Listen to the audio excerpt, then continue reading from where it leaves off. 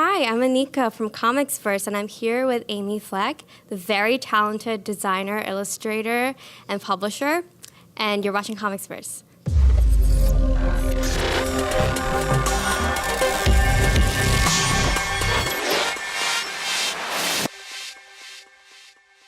Aimee, hi. How is FlameCon treating you so far? Wonderful, as always. This is my third year at the show. Third year the show's been running, so I feel like at this point I'm like a vet. Like I know how it's gonna go. It's such a great show. It's one of the ones I look forward to most every year. It's just lots of fun. So same so far. Yeah, totally. I'm loving the vibe here. So I just want to start off by asking a really philosophical, deep question. Why do you do what you do? Oh, wow. Well, I'm really bad at math, and I can't run. Okay, that was a bad joke. Well, when I was in middle school, I was taking an art class, and then we had there was a show that was not just the middle school; it was the middle school and the high school. It was like the pyramid art show or whatever. And I saw some of the 12th graders, their paintings, and I was like, wow. Those are awesome. If I stay in art class until 12th grade, if that means that I can paint like that, then I want to do that. I was always into art. I was one of those kids. I got into anime at age 12 and was like, this is the coolest thing that I've ever seen.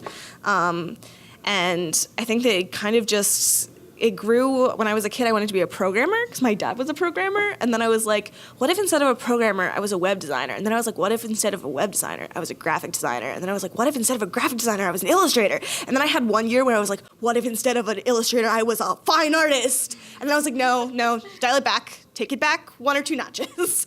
So now I'm an illustrator and graphic designer. I love it. I think that it's such a hard thing to say why you do something. It's just part of who I am. And I think that if I wasn't doing it, I would be sad. That's the best way to pick a job. If you can't, it's I can't not do it, so I might as well get paid to do it. Yeah. Yeah, it's great to hear that you're following your passion. Well, is there any favorite underlying theme that you like to explore in your work a lot? I really like science fiction. I really like feminism. I really like fashion. I think that growing up, I saw queer themes in sci-fi, I really enjoy just kind of exploring stuff that is regular to my life, but I like to explore it in ways that are really out there. I think that that's the most fun for me. Is I think that there's a lot of work that's kind of this is how life is, and it's very specific. And I'm like, yeah, I don't want to deal with I want to deal with this in ways that are not just a reflection of everyday life.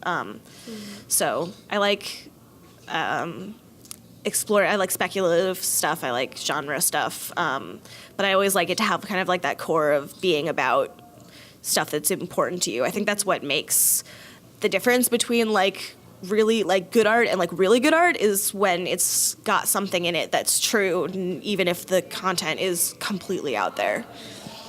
Yeah, totally. That's great to hear. So with all the technological advances that we have, there's so many ways for artists to do their art digitally. So do you enjoy that, or do you prefer doing your art the old school way? I do all of my illustration on a computer. I did paint for a while in high school and college, and I liked that a lot. But freshman year at art school, they make you do every single kind of physical art. You had drawing class that was just big charcoal paintings, and you spend a year carrying around 24-inch by 18-inch pads of paper and with charcoal, and you're just covered in charcoal all the time.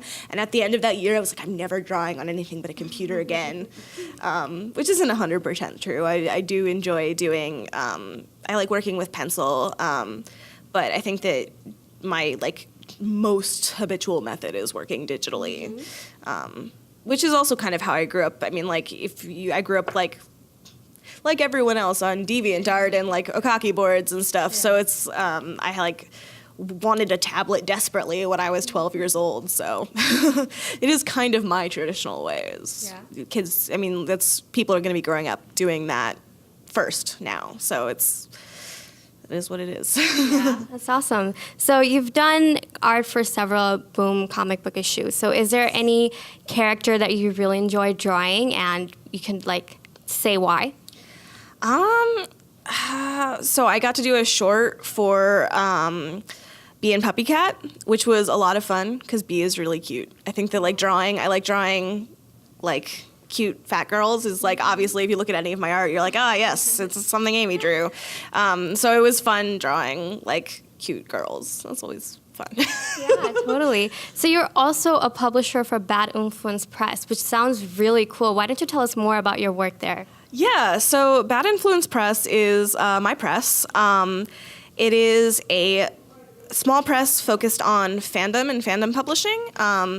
I'm a big nerd, which is like a huge part of who I am. And I grew up reading fan fiction, and it's like a really big, important thing to me. And as I was growing up getting into fan fiction, I was talking to a lot of older people who had grown up also reading fan fiction, but a long time ago, millions of years ago, obviously.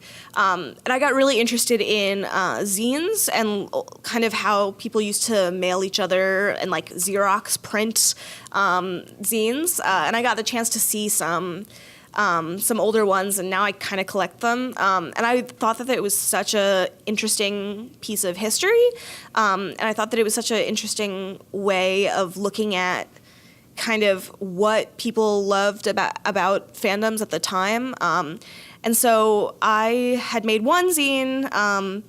It was like a small art book called Brooklyn. It was a Steve Bucky art book, and it went really well. Like, it was a wonderful project. Everyone was so fun to work with. And so then I was like, yeah, I'll try that again, slightly bigger. And by slightly bigger, I kind of miscalculated and went way bigger. About 2 years ago, I ran a Kickstarter for Raw, which is a Hannibal fan fiction and fan art and fan comic anthology. And we were aiming to raise about $16,000 to print 1,000 copies, and we raised $97,000 and printed 3,000 copies. Which was a lot bigger than the other one. I jumped a bit, and it went really well. It was a totally nuts experience, but I met so many cool people, and I learned so much. And I kind of wanted to keep doing it, kind of in the spirit of zines of old and keeping fandom and fandom history alive. So I've scaled back. I've done some smaller books. But hopefully I'll keep publishing fandom anthologies and single stories and supporting fandom artists and authors. And I think that there's something there that I feel like isn't necessarily something a lot of people are doing, and I'm interested in doing that. Yeah, definitely. That sounds really cool. And you're also a designer for Macmillan. How is that going? Yes, I am. It's a fairly recent thing. I'm really excited about it. It's interesting. It's because my work at Bad Influence Press, which like I feel like I've been lucky in a lot of ways, and one of those ways is that like I published like a anthology full of like sexy Hannibal art, and it kind of got me a job because doing that book I learned so much about publishing and so much about design, and so now I get to use those skills for things that are completely different. I'm doing young adult and middle grade books for Macmillan, and I love it. It's, I think, something about art that can also be super rewarding as opposed to doing your own things is kind of the challenge of answering other people's kind of their needs and their problems. And I think that designing book covers is a great example of that, because you're presented with this whole work and you have to distill it in a way that kind of, it says everything about it, but it also adds to it, but it also like will sell, and also there's just like so many things to take into account. It's like an intellectual problem as well as like a visual problem, and I think that that's really great. And also I get to read a ton of manuscripts, So I get to read next year's big YA hits before they're on the market, which you can never say no to. So Yeah, well, wow, I am actually really inspired by you, and I'm pretty sure all the artists who are watching right now are also very inspired by you. So do you have any advice for all the aspiring artists, illustrators, and designers? I think I have two things. One is that what you really love to do, you should do it. I think that, you don't always know what is going to lead to what. Like I said, I literally published 200 pages of Hannibal fan fiction, and that led to me getting a job at Macmillan, which is it wasn't direct, it wasn't a direct correlation, but the thing is I think a lot of people would go that seems niche or weird or maybe it'll be a problem, people won't hire you. I think that's a big. I've heard from some artists here even that they're oh, I'm worried because my parents or friends, they worry about what I'm making and if it'll affect my career negatively. And I think the thing is that if you are passionate about something, it will be better. And so you need to follow what you really want to do, because art just isn't worth it otherwise. Comics is hard, art is hard. It's not going to be the easiest way to make money, and the way to make it worth it is to do what you really want to do. And that brings me to part two, which is that you have to show up for it. You have to really follow through. I think that's something I learned in school, where they push you a lot and it's very stressful and it's not always the healthiest environment, but what you learn is that the people who get the jobs, the people who stay artists, are the people who have the follow through. And if you're not going to go the whole way, then you're going to be the one who loses in that. So I think do what you want to do and do it as hard as you can.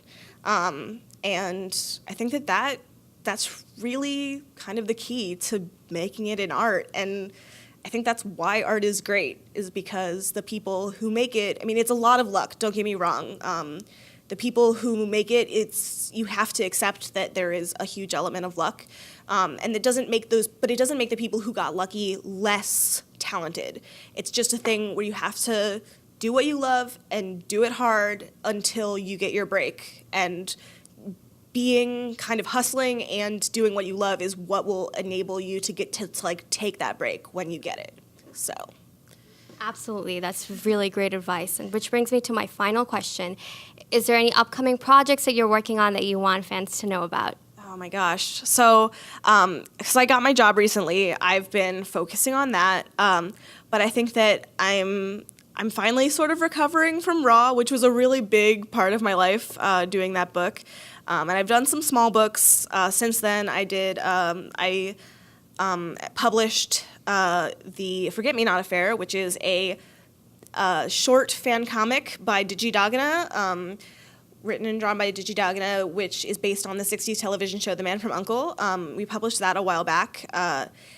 And I think that I'm looking for my next anthology project. I probably won't be it won't be immediately, but I think that I'm finally kind of ready to turn my eye to that. And in the meantime, I'm making books. Ooh, there's a book coming out that I was really stoked to work on. It's called Betty Before X, and it's by Ilyasha Shabazz and Renee Watson, and it's about Malcolm X's wife, Betty Shabazz, and she was a young girl, and the artist on the cover is Shannon Wright, and I'm really stoked about it. It's a really good cover.